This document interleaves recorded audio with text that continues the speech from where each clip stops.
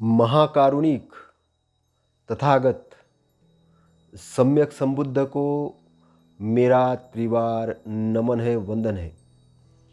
उसके पश्चात उनके द्वारा उपदेशित धम्म को मेरा त्रिवार नमन है, वंदन है।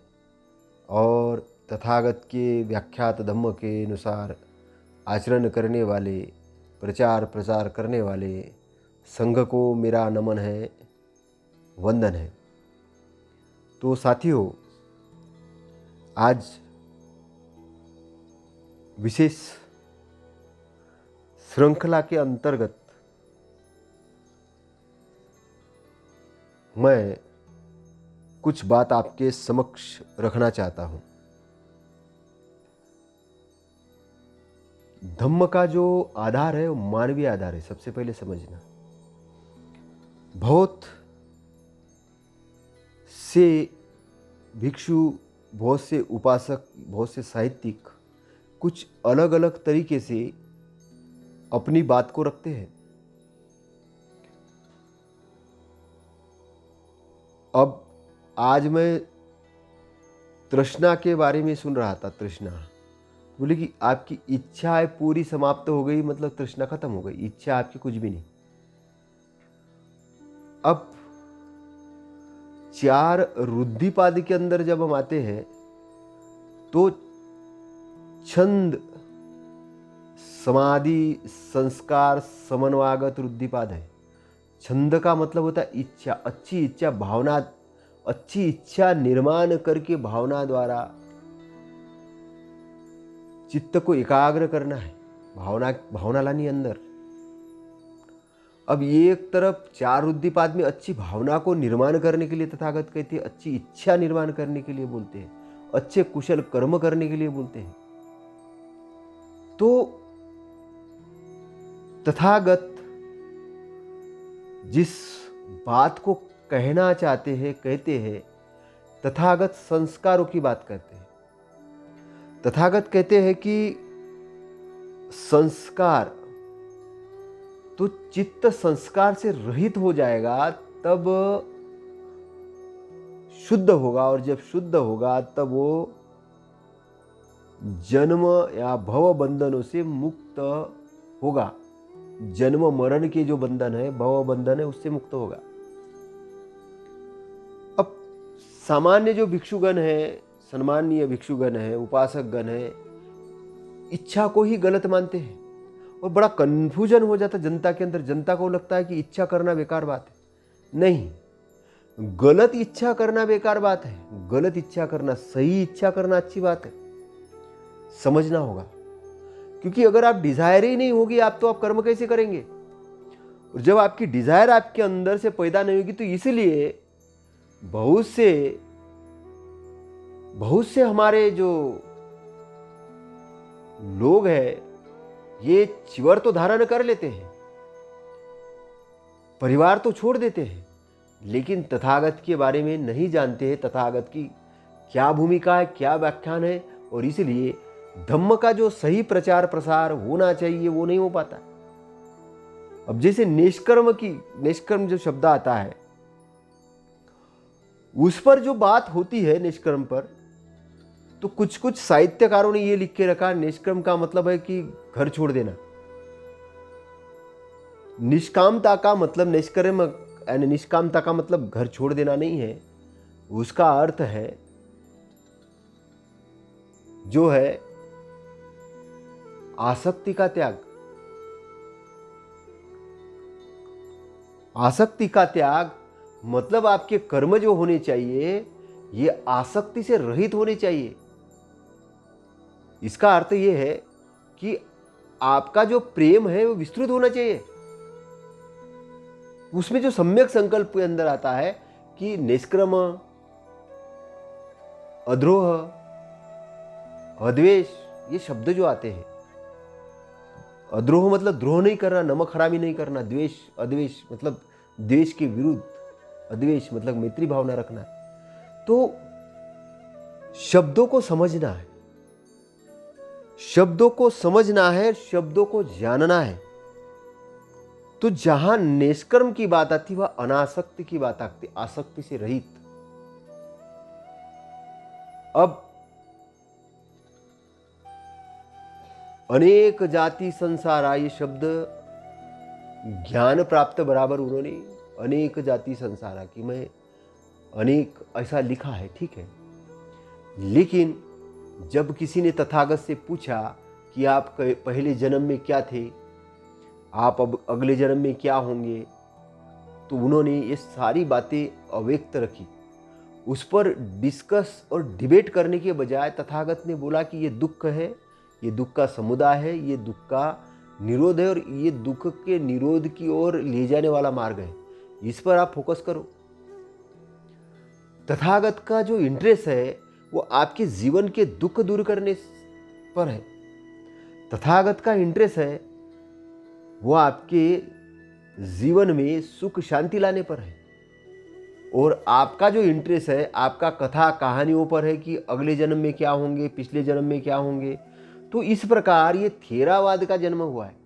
थेरावादी जो भिक्षु है वो इस पर बहुत बड़ा इंटरेस्ट ले रहे हैं। अब उनके जो प्रवचन हम सुनते हैं वो बहुत इस पर बहुत जाते हैं कि बोधिसत्व के सिद्धांत पर जाते हैं, पिछले जन्म में बुद्ध ये थे, उसके इसमें थे। तो ये जो इस प्रकार धम्म के अंदर में जो बातचीत होती है, ये बातचीत सामान्य उपासकों के किस काम की है? सामान्य उपासकों को दिग्भ्रमित करती है, लाइन ऑफ थिंकिंग को ही गायब कर देती है। इसका अर्थ ये नहीं है कि तथागत अपने पहले के जन्म में जानते नहीं जानते, क्योंकि उनको बुद्धि से प्राप्त हुआ ज्ञान है, वो जानते हैं, बहुत सारी चीजें जानते हैं। लेकिन अष्टांग मार्ग की तथागत बात करते हैं। अब अष्टांगिक मार्ग के अंदर क्या आती है कि वाणी उद्देश्य पूर्वक हो,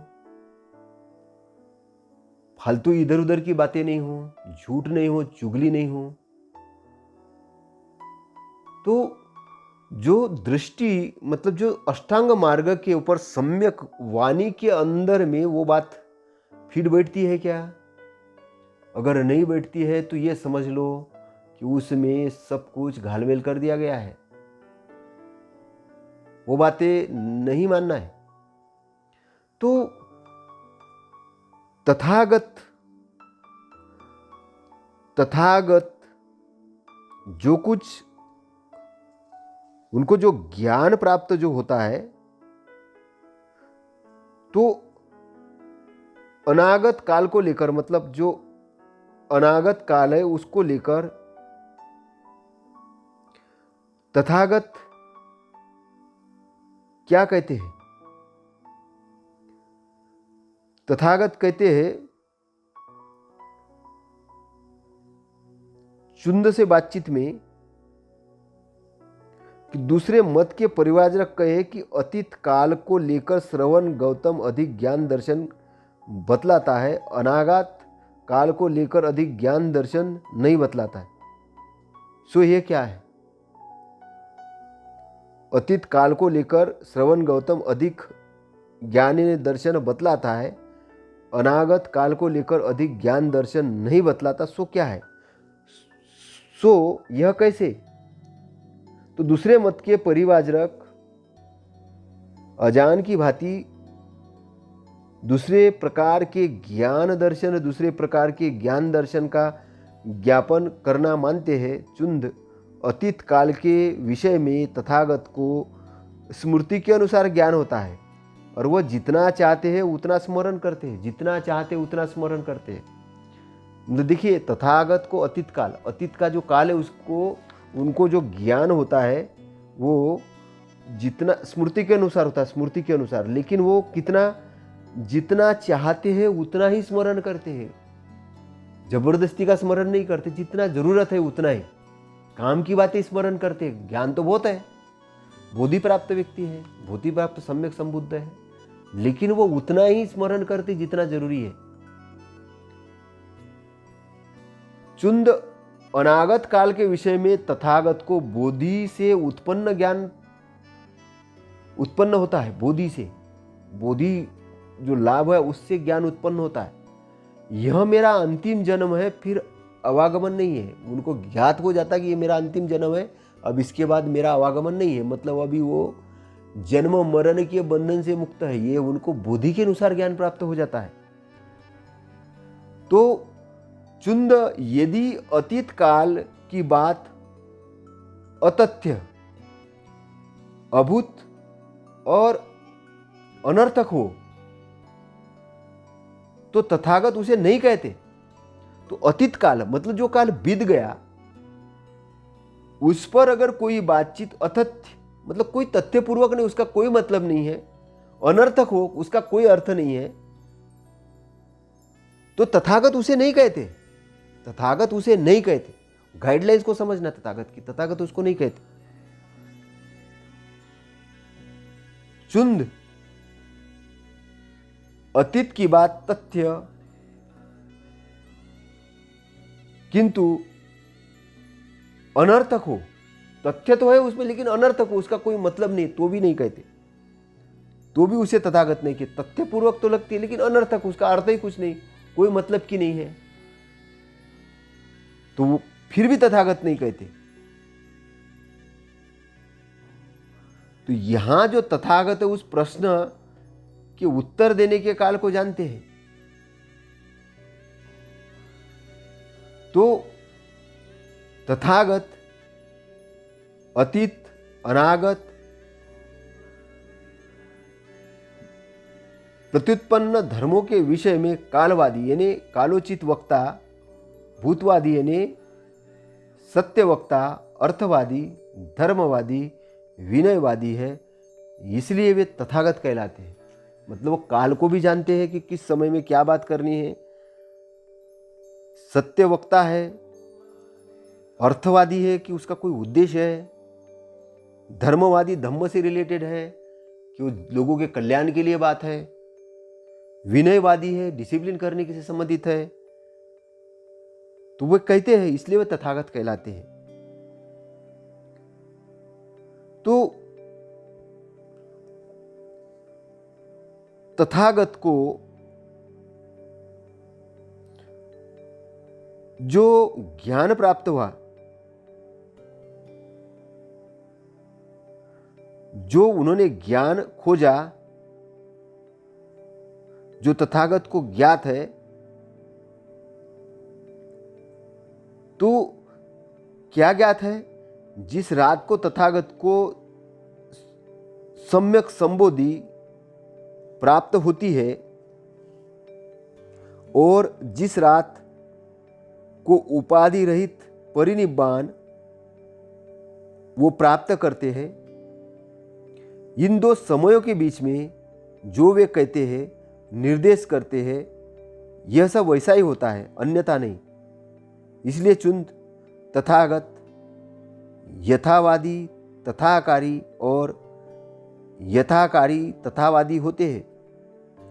इस प्रकार यथावादी तथाकारी, यथाकारी तथावादी, इसलिए तथागत विजेता यानी अपराजित, एक बात कहने वाले, दृष्टा और वशवर्ती होती है। तो तथागत जो दो समयों के बीच में जो बातचीत करते हैं वो कुछ उद्देश्यपूर्वक बातचीत करते हैं, कुछ भी इधर उधर की बातचीत नहीं करते, वो काम की बात करते हैं। यथावादी, जैसा वो बोलते वैसा वो करते भी है। यथाकारी, जैसा वो बोलते वैसा करते भी है, जैसा वो आचरण करते हैं वैसा बोलते हैं। तो इसलिए यथाभाषी मतलब जो भाषा इस्तेमाल करते हैं वो कुछ काम की होती है, अन्यथा कुछ भी नहीं होता है, फालतू की कुछ भी नहीं होती है। तो तथागत मरने के बाद रहते हैं। अब कोई पूछे कि तथागत मरने के बाद रहते हैं, ये सच बाकी सब झूठ, तो कहना चाहिए कि तथागत मरने के बाद रहते हैं, यही सच बाकी सब झूठ। ऐसा पूछे तब उन्हें ऐसा कहना चाहिए, तथागत मरने के बाद रहते या नहीं रहते हैं, क्या मरने के बाद रहते नहीं रहते, तो उन्हें कहना चाहिए कि इस विषय में उन्होंने कुछ नहीं कहा। तो क्यों नहीं कहा? तो उन्हें कहना चाहिए कि न तो यह अर्थोपयोगी है, किसी अर्थ के लिए है, न धम्मोपयोगी है, न कि धम्म के लिए है, न ब्रह्मचर्योपयोगी है। ब्रह्मचर्य ने कौन से 4 ब्रह्म? मैत्री, करुणा, मुदिता और उपेक्षा। तो इसके भी कोई उपयोग के लिए नहीं है, न निर्वेद के लिए है, न विराग के लिए है, न निरोध के लिए है, न शांति के लिए है, न ज्ञान के लिए है, न संबोधि के लिए है, न निब्बान के लिए। इसलिए तथागत नहीं कहते। तो तथागत जो भी बात कहते हैं वो काय के लिए कहते हैं? वो काय करते हैं? वो करते हैं कि वो अर्थोपयोगी होनी चाहिए, उसका कोई अर्थ होना चाहिए, उसका धम्म के अंदर में उसका कुछ उपयोग होना चाहिए, वो ब्रह्मचर्य उपयोगी होनी चाहिए, वो निर्वेद के लिए हो, वो विराग के लिए हो, विरागिने आसक्ति के त्याग के लिए, वो निरोध के लिए, वो किसी दुख मुक्ति के निरोध के लिए हो, और वो शांति के लिए होनी चाहिए, वो ज्ञान प्राप्ति के लिए होना चाहिए, वो संबोधि के प्राप्ति के लिए हो चाहिए। जो बोधि अंग है वो संबोधि अंग है, बोधि है, उसके प्राप्ति के लिए होना चाहिए, निब्बान के लिए होना चाहिए। तो इस प्रकार की जो बातें हैं वो तथागत कहते हैं। अगर इसके लिए है तो कहते हैं। तो तथागत क्या व्याकृत करते? उत्तर देना चाहिए। तथागत व्याकृत करते हैं कि ये दुख है, ये दुख का समुदाय है, ये दुख का निरोध है, ये दुख निरोधगामी प्रतिपदा है। तो तथागत ने इसलिए क्यों बताया? क्योंकि ये अर्थोपयोगी है, धम्मोपयोगी है, ब्रह्मचर्योपयोगी है, निर्वेद के लिए है, विराग के लिए है, निरोध के लिए है, शांति के लिए है, ज्ञान के लिए, संबोधि के लिए, निब्बान के लिए है। इसलिए तथागत ने इसे बताया है। तो गाइडलाइन, इस वाक्य के अंदर आपको गाइडलाइन मिलती है। गाइडलाइन मिलती है कि तथागत ने क्या गाइडलाइन दी है, क्यों तथागत बात करते हैं, क्यों नहीं किस चीज की बात करते। तथागत का ऑब्जेक्ट क्लियर है, उस ऑब्जेक्ट को लेके बात करते हैं। तो ऑब्जेक्ट क्लियर होने के बाद में ऑब्जेक्ट के लिए बात करते हैं, ज्ञान प्राप्त होने के बाद ज्ञान के लिए बात करते हैं। तो तथागत के परिनिर्वाण के बाद करीबन 2500 साल का समय हो चुका है। 2500 साल के अंदर में बहुत सारे घटनाक्रम घट चुके हैं, बहुत सारे घटनाक्रम घट चुके। 2500 साल का समय बहुत लंबा समय होता है। इसमें बहुत सारे शोध हुए, बहुत सारी क्रांतियां हुई, बहुत सारी प्रतिक्रांतियां हुई, किताबों के अंदर बहुत सारी मिलावट हुई। लेकिन तथागत को मालूम है एक इंसान के प्रज्ञा चक्षु अगर जग गए तो वो सही और गलत की जानकारी वो प्राप्त कर सकता है। और इसलिए तथागत का जो अष्टांगिक मार्ग है, जो ज्ञान देने वाला है, आँख देने वाला है, जो ज्ञान देने वाला है, आँख देने वाला है, मध्यम मार्ग कहलाता है। मध्यम का मतलब है राइट, मध्यम का मतलब बीच वाला नहीं। बहुत से लोग ऐसे व्याख्यान देते, बोलते मध्य में बीच का मार्ग बताया उन्होंने। बीच का मार्ग नहीं, राइट मार्ग। ना अति वाला, एक साइड में भी अति नहीं जाना और दूसरे साइड में भी अति नहीं जाना है। जैसे वीण आप बजा रहे हैं, टाइट भी नहीं करना है, टाइट करेंगे तो तार टूट जाएंगे और ढीला करेंगे तो आवाज़ नहीं आएंगे, लेकिन बैलेंस में रखेंगे तो मधुर आवाज़ आएगा। तो होश में रहना है, बैलेंस में रहना है, अतियों में नहीं जाना है कि बहुत खुशी हो गई तो कूद रहे और दुख आ गए तो एकदम से नीचे गिर गए। दोनों में बैलेंस रहना है। बैलेंस वाला जीवन है, जागृति वाला जीवन है। ये तरंगित जीवन होना चाहिए।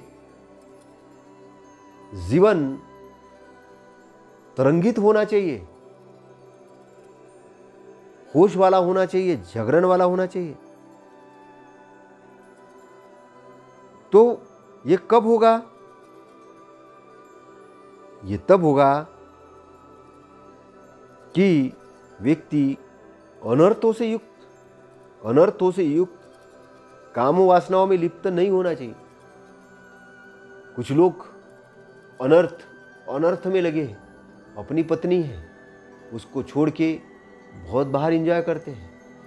शरीर में अल्कोहल मिल रहा है, लेकिन खूब सारा अल्कोहल रोज सुबह शाम ले रहे और बोलते कि हम बहुत एंजॉय कर रहे हैं, लेकिन शरीर को क्षति पहुंचा रहे हैं। और दूसरे पीड़ा देने में लगे हैं। कुछ लोग कपड़े ही नहीं पहन रहे हैं, कुछ लोग उल्टे लटके हुए हैं, बोले हम तप कर रहे हैं, 8-8 दिन खाना नहीं खाते, नहाते नहीं, शरीर को पीड़ा देते हैं, बाल नोचते हैं। एक दूसरे अतियों में है। तथागत ने कहा है दोनों अतियों में नहीं, आपका जीवन बैलेंस वाला जीवन होना चाहिए। शरीर के लिए आवश्यक है, अल्कोहल आवश्यक है, आपके भोजन में मिलता है, आपके भोजन में मिलता है जितना जरूरत है। शरीर में औषधि के रूप में अगर मछली का तेल भी आ रहा है तो ले सकते हैं, क्योंकि शरीर की आवश्यकता है।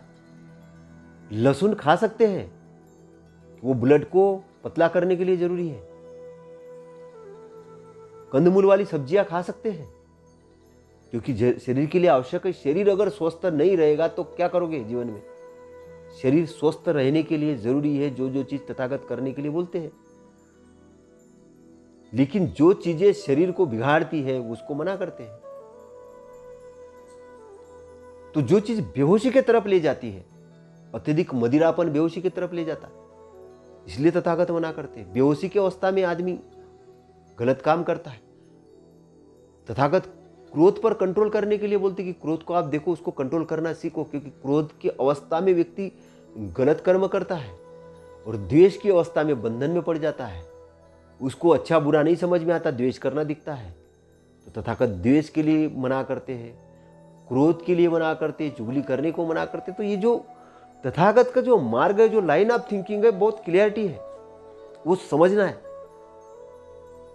वो समझना बहुत जरूरी है। तो तथागत अतियों में नहीं जाते हैं, तथागत अतियों के अंदर नहीं जाते हैं। तथागत ने राइट मार्ग खोज करके निकाला है। तो जो इंटरनल आई को डेवलप करता है, जिनका मार्ग जो इंटरनल आई को डेवलप करता है, वो आपके ज्ञान में वृद्धि करता है। अगर तथागत के बारे में अगर कोई प्रवचन दे रहे और आपके ज्ञान में वृद्धि नहीं हो रही, ज्ञान की कमी हो रही, तो वो तथागत का मार्ग नहीं है, और किसी का थोपी हुई चीज है, समझ लेना। इंटरनली अगर आपको हैप्पीनेस नहीं आ रहा है तो तथागत का मार्ग नहीं है। तथागत हैप्पीनेस निर्माण करने वाला मार्ग बताते।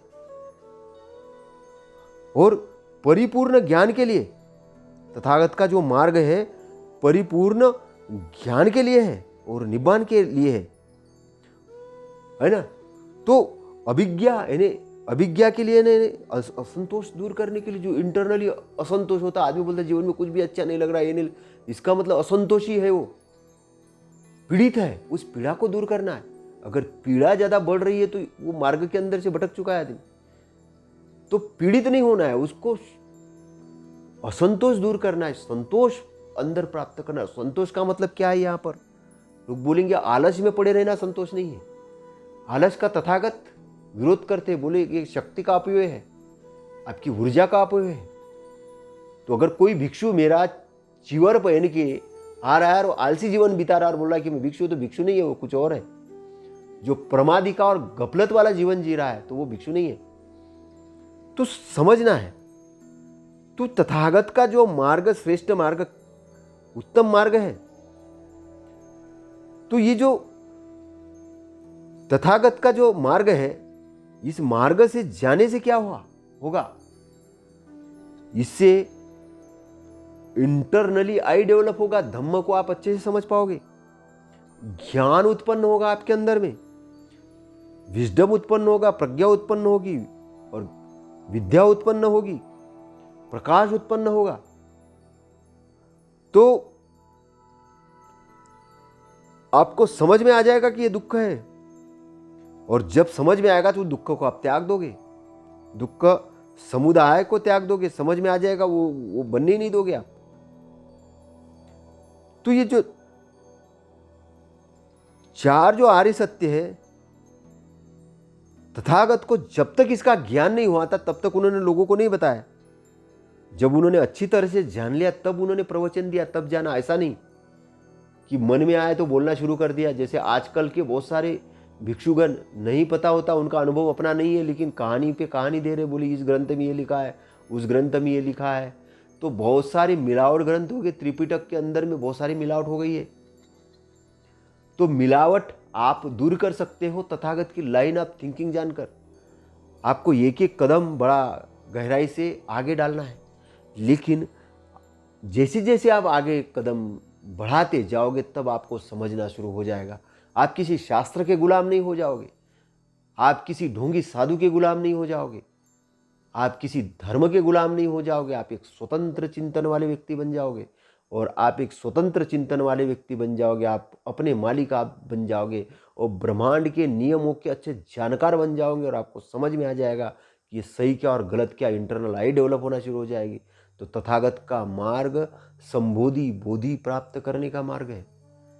बहुत गहराई से समझना, गहराई से जानना। बाबा साहब बहुत बड़े विद्वान व्यक्ति है कि उन्होंने तथागत का धम्म दिया है। बहुत सारे धर्मों की उन्होंने स्टडी की है, लेकिन उनको लगा कि तथागत का धम्म है, ये विज्ञानवाद का धम्म है, ये भारत की जो प्रजा जो मूर्ता में है, जो अपने आप को निर्बल मान के चल रही है, जिनका चित्त कन्फ्यूजन में है। तो बाबा साहब एक बुद्धिमान व्यक्ति थे, बहुत बड़े जागृत व्यक्ति थे, और इसलिए उन्होंने भारतीय जनता पर करुणा के दृष्टि से ये धम्म दिया है। किसी द्वेष के कारण नहीं दिया है, किसी के विरोध के कारण नहीं दिया, किसी को दिखाने के लिए नहीं दिया है। वो सत्य था इसलिए दिया है कि भारत के अंदर में एक ऐसे महापुरुष ने जन्म लिया था। उस महापुरुष ने उस परम ज्ञान को प्राप्त किया था। उनका नाम तथागत सम्यक संबुद्ध, उनको उपाधि प्राप्त हुई। वो सिद्धार्थ गौतम, उनकी जो विचारधारा से सम्राट अशोक जैसे महान सम्राट इस धरती पर अपना साम्राज्य स्थापित कर पाए, और बहुत सारे पीड़ित लोग अपनी पीड़ा को दूर पाए, बहुत सारे लोग अरहत हो गए। तो ये भी समझना है, केवल चीवर धारण करने से अवैध अर्थ नहीं होंगे। कपड़ों से अरहत बनने का कोई लेना देना नहीं है, श्रोतापन्नी का कोई लेना देना है, उसका आचरण से लेना देना है। ये बात समझना है, क्योंकि तथागत ने जो बात की है, तथागत कहते हैं कि एक चीवरधारी भी जिस पद पर नहीं जा सकता, उस पद पर एक गृहस्थ भी जा सकता है। मतलब कपड़ों से लेना देना नहीं है, जान लेना, समझ लेना। तथागत का मार्ग आचरण पर डिपेंड है।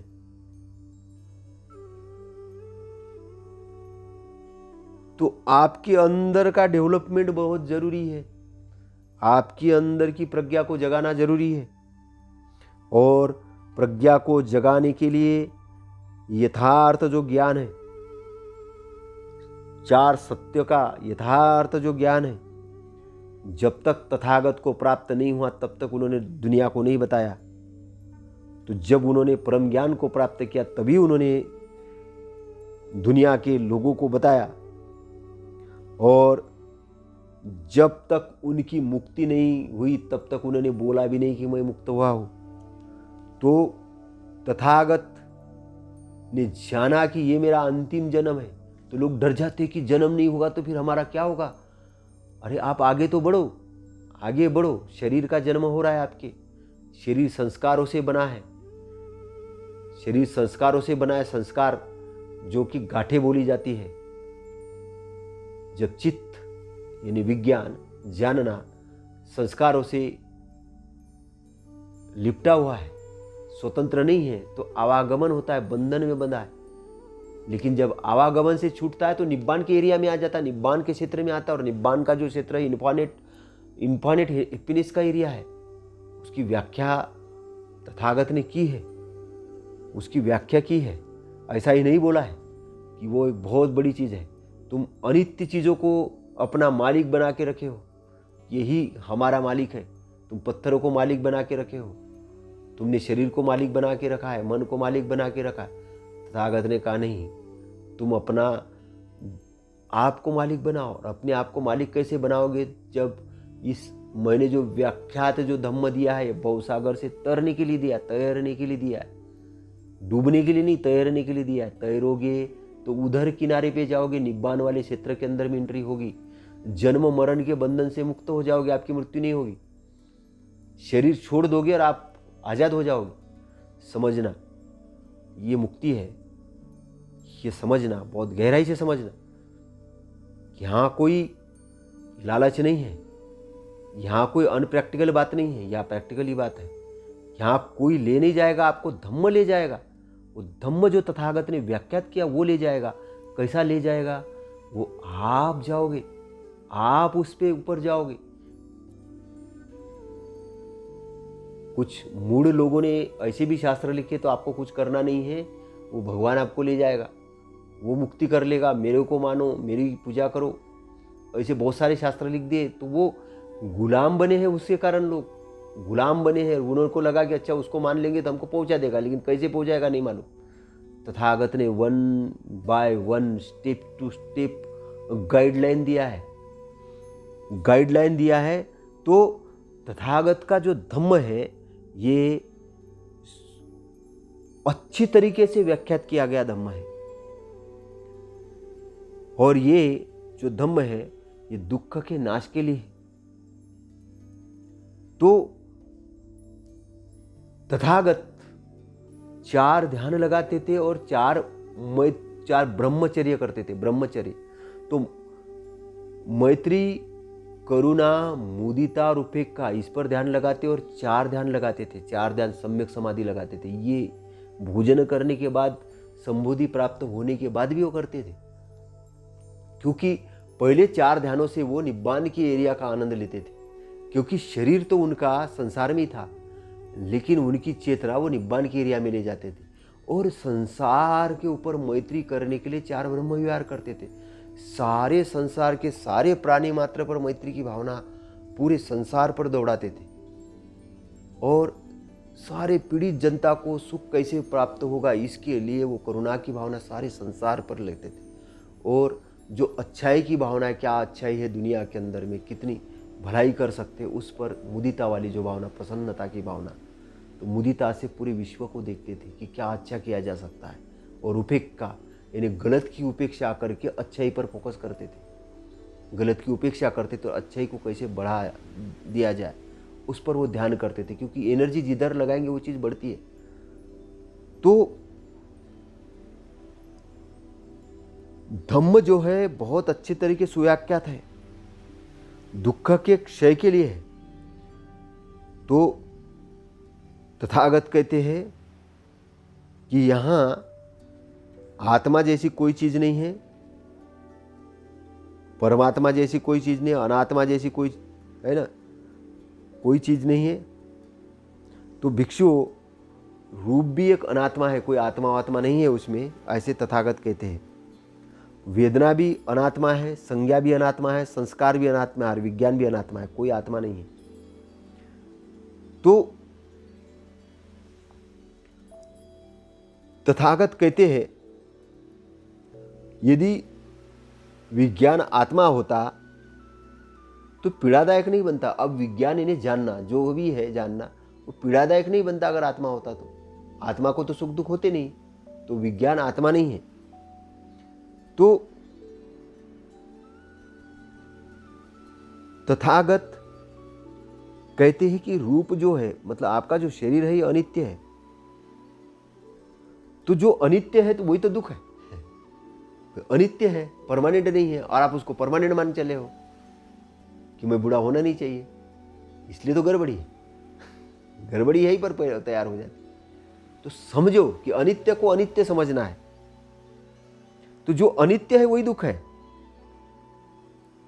अनित्य है वो दुख है। तो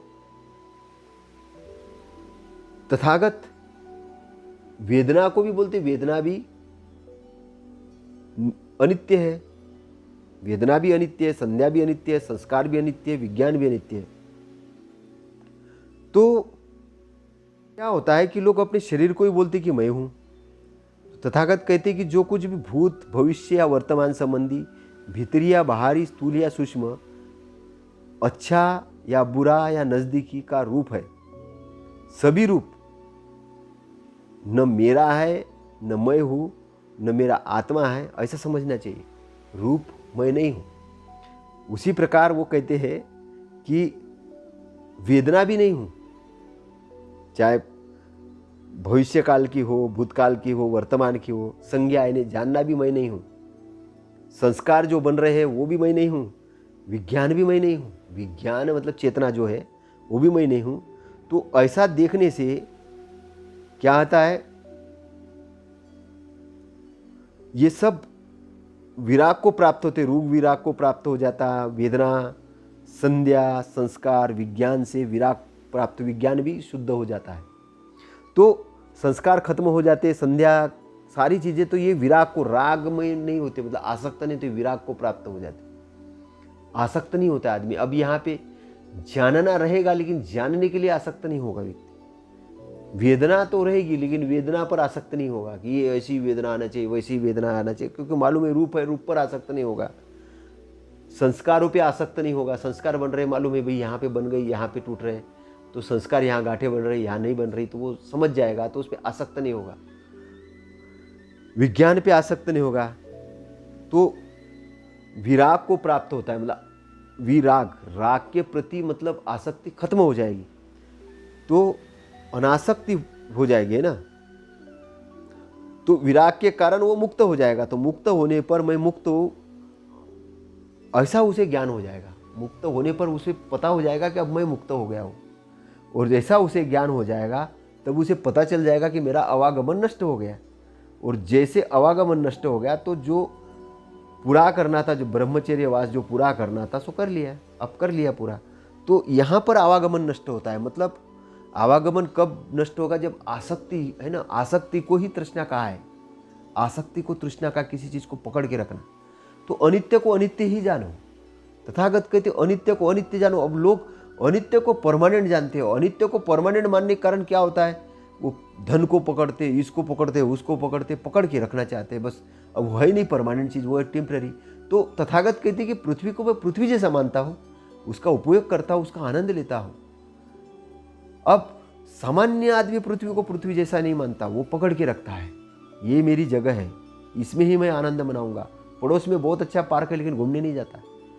पड़ोस में बहुत अच्छा पार्क है, लेकिन घूमने नहीं जाता। बोलेंगे कि नहीं वो सरकारी पार्क है, उसमें कैसे जाएंगे, मैं तो घर के ही गार्डन में। वो कोशिश ये करेगा कि मेरा घर का ही गार्डन मैं बनाऊँ। वो जंगल, अच्छे अच्छे जंगल है, उसमें घूमने नहीं जाएगा। वो बोलेगा नहीं मेरे घर का पेड़ है, बस वही मुझे अच्छा लगता है, बाकी पड़ोस का पेड़ नहीं लगेगा। मतलब वो अपनी सीमाओं को बांधता है।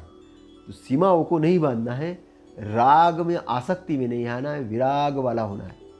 तो जब विराग वाला होते हैं, टेम्पररी को टेम्पररी जानते, तब आप परमानेंट की तरफ जाते हो। जब आप टेम्पररी को टेम्पररी जानते हो, तो निब्बान का एरिया, तब आपको पता चलता है कि मैं क्या हूँ। तब पता चलता है जब आप अनित्यता को जब छोड़ देते हो, तब आपको आपकी पहचान होती है। नहीं तो आप कहीं नहीं कहीं बंधन में ही पड़े रहते हो, और इन्हीं चीज़ों को मैं हूँ, मैं हूँ, मैं हूँ, मैं हूँ करके रहते हो। तथागत कहते हैं कि तब आपका आवागमन नष्ट होगा।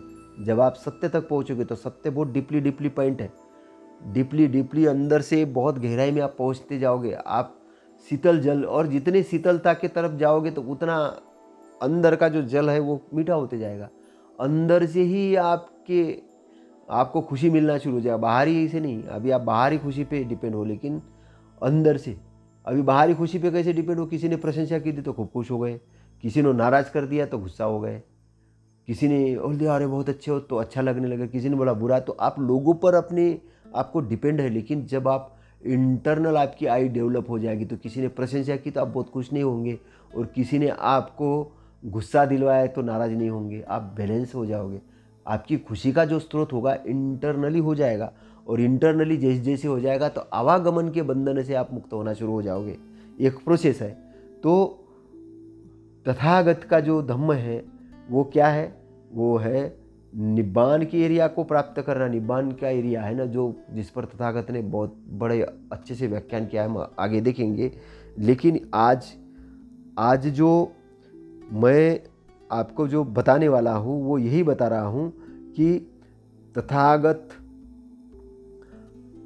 तथागत का जो धम्म है, ये धम्म आपको क्यों दिया तथागत है ना, क्यों दिया है ये इम्पोर्टेंट है, ये समझना जरूरी है। तो बहुत सारी चीज़ें जो प्रैक्टिकली है, तो प्रैक्टिकली चीज़ों को प्रैक्टिकली समझना पड़ेगा। तो इसके लिए तथागत ने जो 4 स्मृति प्रस्थान जो दिए ना, वो दृष्टि भ्रम को दूर करने के लिए दिए है ना। तो कायानुपश्यना, वेदनानुपश्यना, चित्तानुपश्यना और धम्मानुपश्यना, ये जो 4 स्मृति प्रस्थान है ना, इसको हम आगे समझेंगे और इसको जानेंगे। वैसे मैंने बहुत सारे प्रवचनों के अंदर इसको बताया है, लेकिन जब अभी आने वाले दिनों में इसका हम प्रैक्टिकल भी बताएंगे और हो सकता है कि प्रैक्टिकली ऑडियो भी डालेंगे या उस पर हम बातचीत करेंगे। तो ये बहुत इम्पोर्टेंट है और मुझे लगता है कि हमारे सम्माननीय भिक्षुगणों को 4 स्मृति प्रस्थान के बारे में जो उपासक है, विद्वान उपासक है, उनको बताना चाहिए और तथागत के धम्म का सही तरीके से प्रचार प्रसार करना चाहिए और इसके लिए थोड़ी मेहनत करना चाहिए। विभिन्न सोर्स से कलेक्शन उठाना चाहिए और किसी एक दृष्टि भ्रम को पकड़ के नहीं रखना चाहिए। आजकल लोग दृष्टि भ्रम को पकड़ के है कि कोई थेरावादी विपश्यना के इसमें गए, तो कोई महायानी इसमें गए, तो कोई वज्रयानी गए, तो कोई तंत्रयानी गए, इधर उधर भटक रहे। लेकिन मुझे ऐसा लगता है कि जहाँ जहाँ भी अच्छी अच्छी चीज़ें हैं, जो तथागत की लाइन ऑफ थिंकिंग की चीज़ें, उसको लेना चाहिए और तथागत के लाइन ऑफ थिंकिंग के बाहर की चीज़ें उसको नहीं लेना चाहिए। हमको सुपरमार्केट अप्रोच करना चाहिए, जैसे बाबा साहब जैसे। तो बाबा साहब का हम बहुत आभार मानेंगे कि बाबा साहब ने इतना बढ़िया हमको धम्म दिया है। तो आज के 2 शब्द मैं यहीं समाप्त करता हूँ। आपका मंगल हो, शुभ मंगल हो। नमो बुद्धाय, नमो धम्माय, नमो संघाय। साधु साधु साधु।